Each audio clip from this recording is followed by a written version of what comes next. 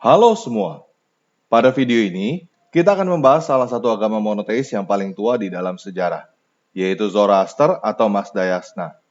Oke, kita mulai aja ya.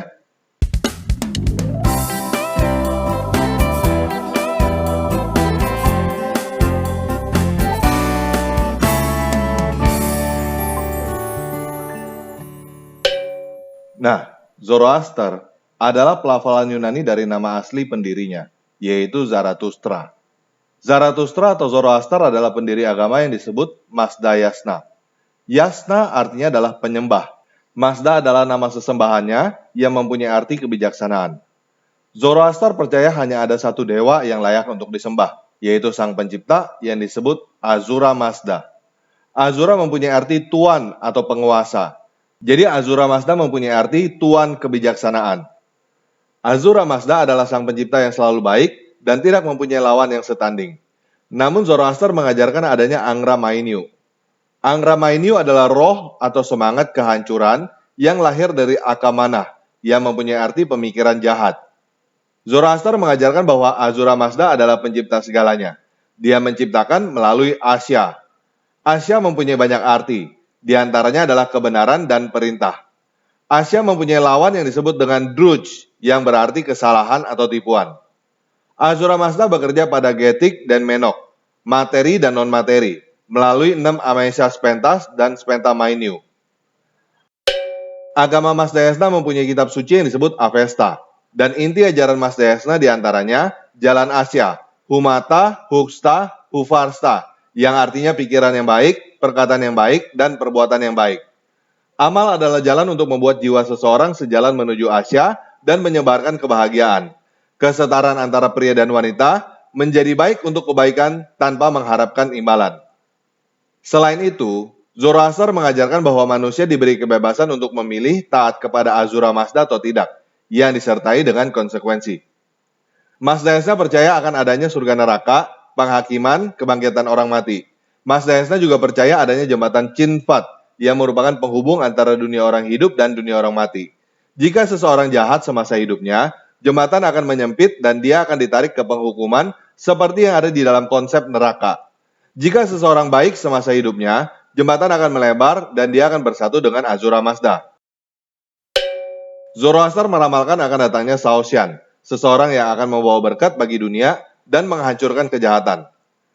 Nah, tentunya teman-teman yang muslim akan mulai berpikir bahwa Saoshyant ini adalah Muhammad, dan teman-teman yang Kristen akan mulai berpikir bahwa Saoshyant ini adalah Yesus Kristus. Namun sayangnya, Saoshyant ini sama sekali tidak cocok dengan Muhammad, karena Saoshyant diramalkan akan lahir dari seorang perawan dan akan membawa kurban untuk mendamaikan manusia dengan Ahura Mazda. Dan sayangnya juga, Saoshyant ini tidak 100% cocok dengan Yesus di dalam beberapa detail ramalannya. Nah, dari sisi sejarah, tidak ada yang bisa memastikan kapan Zoroaster hidup. Ada yang memperkirakan lebih dari abad ke-10 sebelum Masehi, yang artinya sejaman dengan Abraham. Dan ada yang memperkirakan menurut tradisi, Zoroaster hidup di sekitar abad ke-6 sampai abad ke-7 sebelum Masehi, yang artinya sejaman dengan Salomo, Siddhartha Gautama, dan Lao Tse. Catatan mengenai penganut agama Mazdayasna ini tercatat di dalam Alkitab. Yang pertama adalah Raja Kores dari Persia yang hidup pada abad ke-6 sebelum Masehi. 2 Tawarik 36 ayat 22-23 berkata, pada tahun pertama Raja Kores, Raja negeri Persia, Yahweh menggerakkan hati Kores, Raja Persia itu, untuk menggenapkan firman yang diucapkan oleh Yeremia, sehingga disiarkan di seluruh kerajaan Kores secara lisan dan tulisan pengumuman ini. Beginilah perintah Kores, Raja Persia. Segala kerajaan di bumi telah dianugerahkan kepadaku oleh Yahweh, Dewata semesta langit. Ia menugaskan aku untuk mendirikan rumah baginya di Yerusalem, yang terletak di Yehuda. Siapa di antara kamu termasuk umatnya, Yahweh Dewatanya, menyertainya dan biarlah ia berangkat pulang.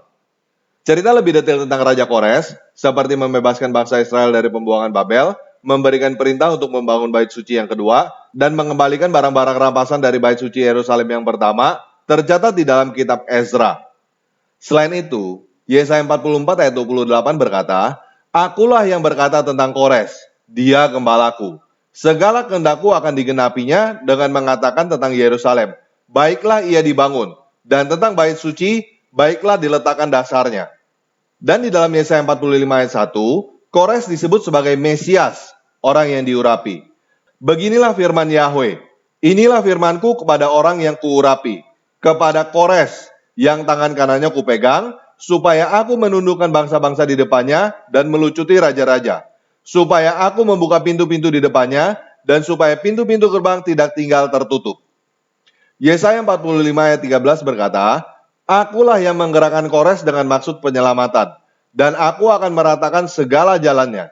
Dialah yang akan membangun kotaku, dan yang akan melepaskan orang-orangku yang ada di dalam pembuangan, tanpa bayaran, tanpa suap. Firman Yahweh semesta alam. Nah, menurut saya, karena Raja Kores inilah istilah Mesias di dalam bahasa Ibrani, menjadi Kristus di dalam bahasa Yunani.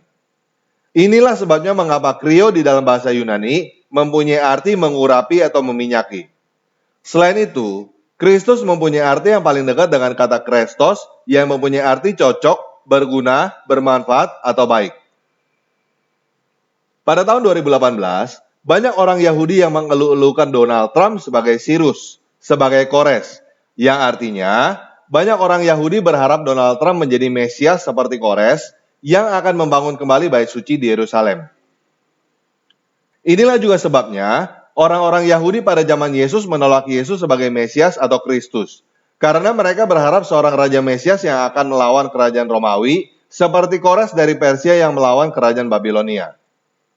Sejarah mencatat bahwa Kores adalah penganut agama Mazdayasna atau Zoroaster, dan sejarah juga mencatat adanya suku yang disebut Magi dari kerajaan Media yang juga penganut Mazdayasna. Kemungkinan besar orang-orang suku Magi inilah yang dimaksud dengan orang-orang Majus dari timur yang datang mencari bayi Yesus yang diramalkan di Yerusalem.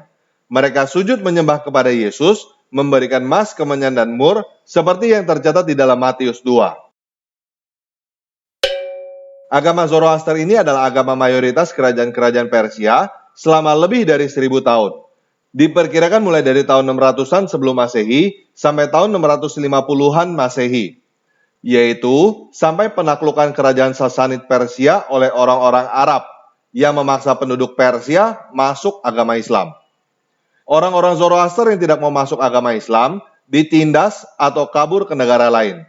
Orang-orang Zoroaster yang kabur diantaranya adalah orang-orang Parsi di India yang memiliki grup konglomerasi Tata.